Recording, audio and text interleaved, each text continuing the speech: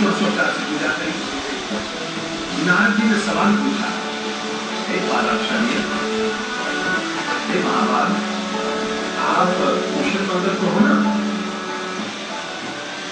कुशल मंगल तो हो ना? ये कीर्तन आपको पता है हम क्यों करवाते हैं? ये इसलिए नहीं कि आप खड़े होकर सब उछल कूद करने लगो। कीर्तन क्यों आते हैं आपको पता है? कीर्तन क्यों आते हैं बीच में? कीर्तन करने से वचनामृत समझ में आता है और वचनामृत श्रवण करने से कीर्तन में आनंद आता है। ये दोनों की पार्टनरशिप है, भागीदारी है, इसीलिए। और नारद जी जो है वो तो कीर्तन के आचार्य हैं भाई, कीर्तन भक्ति के आचार्य भी है। हाँ। हे पाराशर्य, आप कुशल मंगल तो हो ना? तन मन तो ठीक हो? अब दिल की बात जो कहनी है ना, सो वेदव्यास जी ने कही। अरे महाराज क्या बताऊं, एक बात ठीक तरह से समझ लो, श्रीमद् भागवत में ये निष्कपट धर्म मैंने बताया था, इसमें कोई भी पात्र क्षण कपट नहीं कर रहा है। वेद व्यास जी ये बोले कि नारद जी आप मेरी गलती बताओ, मेरी क्या गलती हुई है? मैंने 18 पुराणों लिखे हैं, वेद का विस्तार किया, ये सब कुछ मैंने किया, फिर भी मेरे को शांति, मेरी गलती क्या है बताओ? ध्यान दो, स्वदोष दर्शन ईश्वर दर्शन में प्रथम सोपान है और परदोष दर्शन ईश्वर दर्शन में बाधा करता है, विघ्न करता है। किसी की गलती ना निकाल पाए, दूसरे की गलती निकालने से झगड़ा झंझट हो जाती है, लड़ाई हो जाती है। ये घर में जो लड़ाई होती है ना, जो क्या बोलते वो घर घर की कहानी, वो क्यों होती है? क्योंकि किसी एक ने कहा कि तेरे को कढ़ी बनाना नहीं आती, तेरी माई ने सिखाया नहीं कि सब्जी कैसी बनती है। अरे माई, जो थाली में आया है खा लेना भाई, काहे को तू गलती निकालती थी? अब मेहनत कर कर उसने चूल्हा पकाकर ये सारी चीज बनाई तेरे लिए, तेरे पास थाली में खाना खा लेना। छोटी छोटी बातों में उलझो मत मेरे भाई। Life is too small to be serious. If you are too serious about life, you will not come out life. समझ में आई कोई बात? इतनी गंभीर जिंदगी को मत समझो। गंभीर जिंदगी को समझोगे तो तुम जिंदा निकल नहीं पाओगे, मर जाओगे इसमें।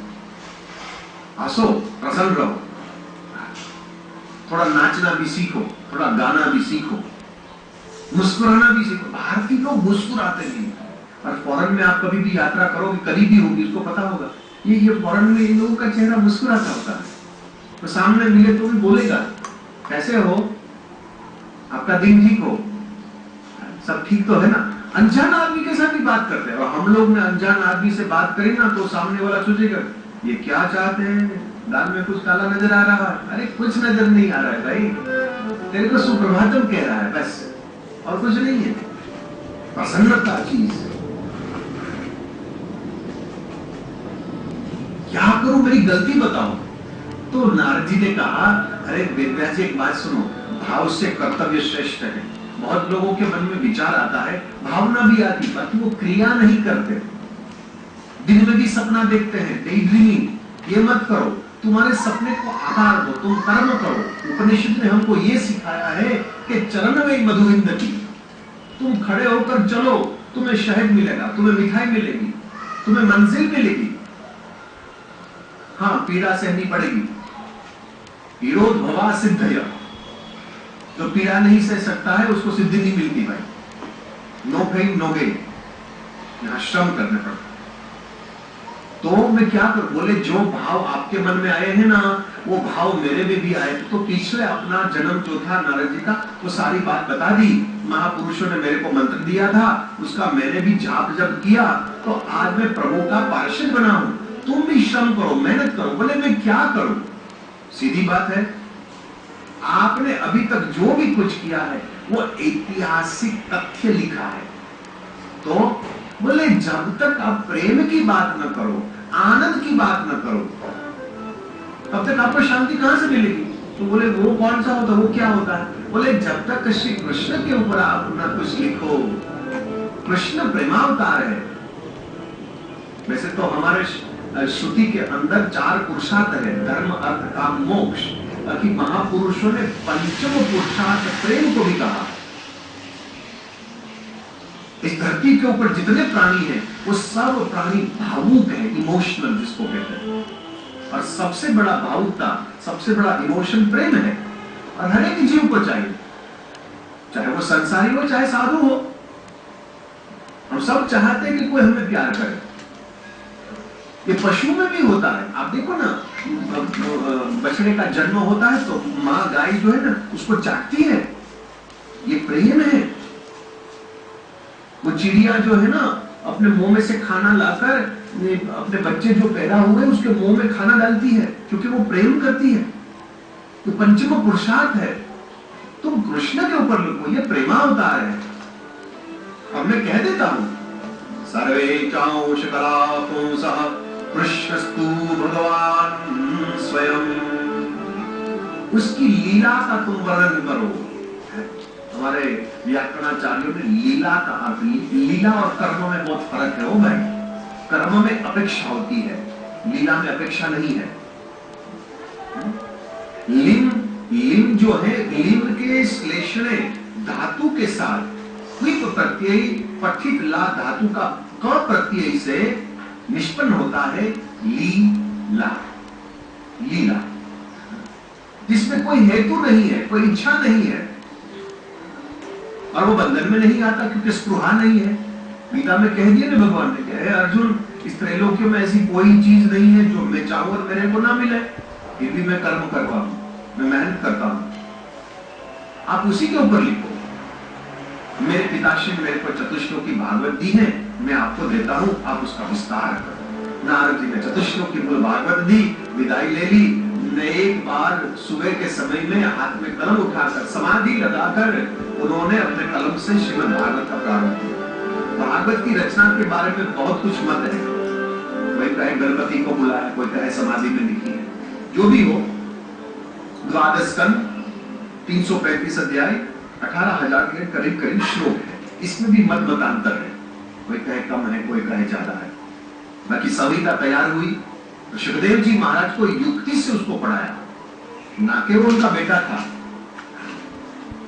भारत वर्ष वर्ण प्रधान देश नहीं है, कर्म प्रधान देश है। मानव वर्ण से बड़ा नहीं है, मानव कर्म से बड़ा है। तुम्हारे दादू ने क्या किया, इसे क्या मतलब? तुमने क्या किया, आपने क्या किया, इनसे आप महान हो। किस कुल में आपका कुल का ज्ञान जो है ना, वो तुम्हारे आत्म विषयक नहीं है, तुम्हारे शरीर विषयक है। तुम्हारा आत्मा का तो अध्यात्म के संबंधित है। बता, कर्म से प्रधान, कर्म प्रधान विश्व कर रहा था।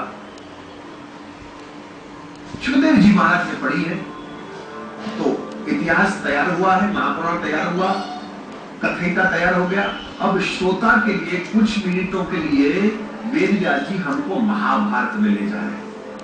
महाभारत माने, महाभारत का अर्थ होता है शांत रस, शांत रस। महाभारत में जो कुछ हुआ आप उसको उल्टा कर दो तो शांति मिलेगी। महाभारत की भाषा है माम कहा, मेरा मेरा मेरा मेरा मेरा। और रामायण की भाषा है तेरा तेरा तेरा तेरा, मेरा की तेरा।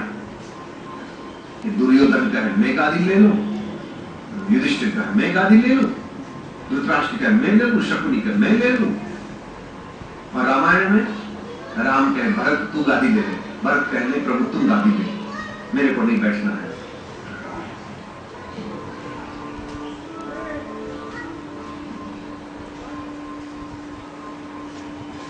इत हमारे सियपति सेवकाई,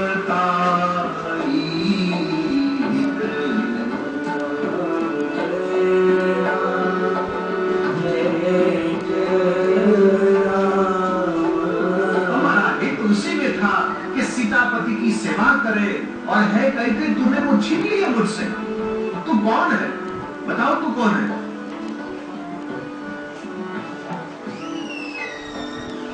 अब तो प्रभु के पास में जाऊं और प्रभु को कहूं, प्रभु आप गादी पर विराजे। भरत जी कहे राम गादी पर बैठो, राम कहे भरत जी बैठो। माम का मेरा मेरा मेरा शांत रस उल्टा कर दो।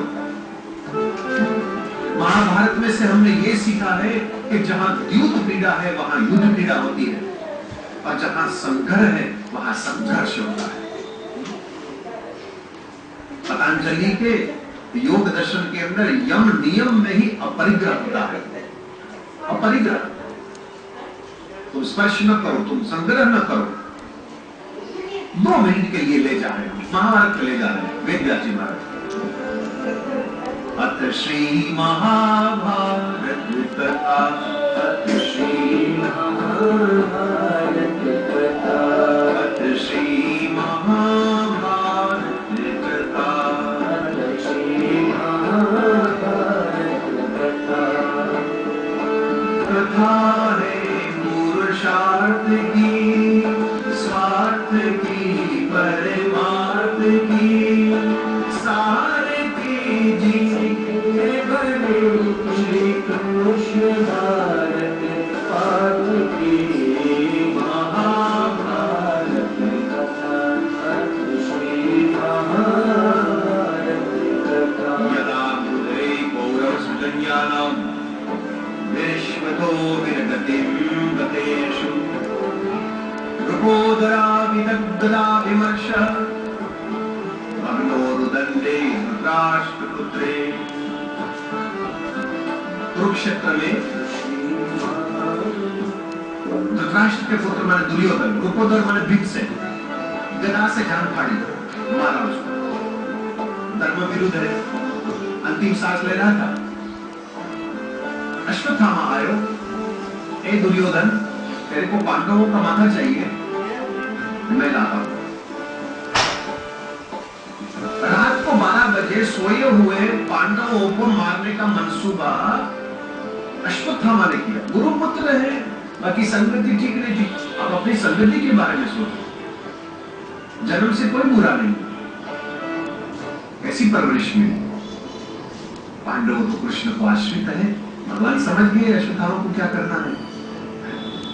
पांडव को कहा कि आजकल गर्मी बहुत है, हम ये पंडाल में नहीं सोएंगे, चलो हम दूसरे पंडाल में। और उसी पंडाल में द्रौपदी के पुत्र जो थे 5, उसको सुला दिया। रात को 12 बजे खड़ग लेकर आयो और धड़ से माथा अलग कर दिया। माथा को उठाकर दुर्योधन के पास फेंका और कहा कि ले, मार दिया मैंने।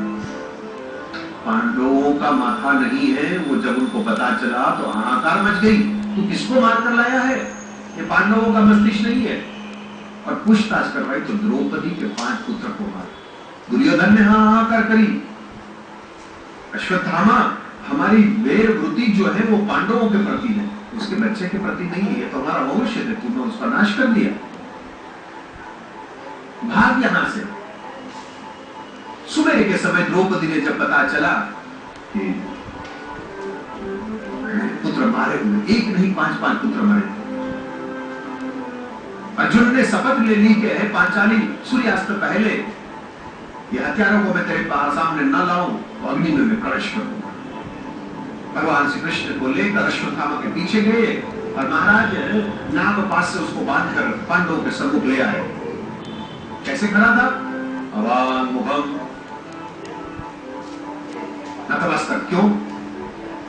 कर्मजुगुप्सितेन, कर्म ठीक नहीं था इसका। देखो हमारा भी कर्म कई बार हमको माथा ऊंचा करवाता है और कई बार जो है ना मस्तिष्क को ऐसे नीचे गिरा देता है। तुम ऐसे कर्म करो मेरे भाई कि जवानी में, बाल्यावस्था में ऐसे कर्म करना चाहिए कि जवानी में तुम्हें किसी भी प्रकार की चिंता न हो। युवावस्था में ऐसे करो कि तुम्हारा बुढ़ापा जो है ना सुखद गुजरे, और बुढ़ापा में ऐसे कर्म करो कि अगला जन्म सुधर जाए। नहीं तो एक दिन तो जाना ही है मेरे भाई। वास्तव में इस जन्म में मनुष्य अपने अगले जन्म की इस जन्म में तैयारी कर रहा है। क्या किया तुमने? करने की कर से डर पर धन से पाक नजर से डरती थी नाम जिगर से माल उमर से जर से मन जीती राधे कृष्ण गोविंद गोविंद गोपाल राधे कृष्ण गोविंद गोविंद श्री गोपाल राधे कृष्ण गोविंद गोविंद गोपाल राधे कृष्ण गोविंद गोविंद कृष्ण गोविंद गोविंद कृष्ण गोविंद गोविंद कृष्ण गोविंद गोविंद कृष्ण गोविंद गोविंद कृष्ण गोविंद गोविंद कृष्ण गोविंद गोविंद श्री गोपाल राधे कृष्ण गोविंद गोविंद गोपाल राधे कृष्ण गोविंद गोविंद श्री गोपाल राधे कृष्ण गोविंद गोविंद गोपाल राधे कृष्ण गोविंद गोविंद कृष्ण गोविंद गोविंद कृष्ण गोविंद गोविंद कृष्ण गोविंद गोविंद कृष्ण गोविंद गोविंद कृष्ण गोविंद गोविंद कृष्ण गोविंद गोविंद कर्पूर गौरम करुणावतारम संसार सारम भुजगेंद्रहारम सदा वसंतम हृदयारविंदे भवम भवानी सहितं नमामि मंगलम भगवान विष्णु मंगलम गरुड़ध्वज मंगलम पुंडरीकाक्षो मंगलाय तनोहरि सर्वमंगले मंगले शिवे सर्वार्थसाधिके शरण्ये त्र्यंबके गौरी नारायणी नमोस्तुते नारायणी नमोस्तुते नारायणी नमोस्तुते।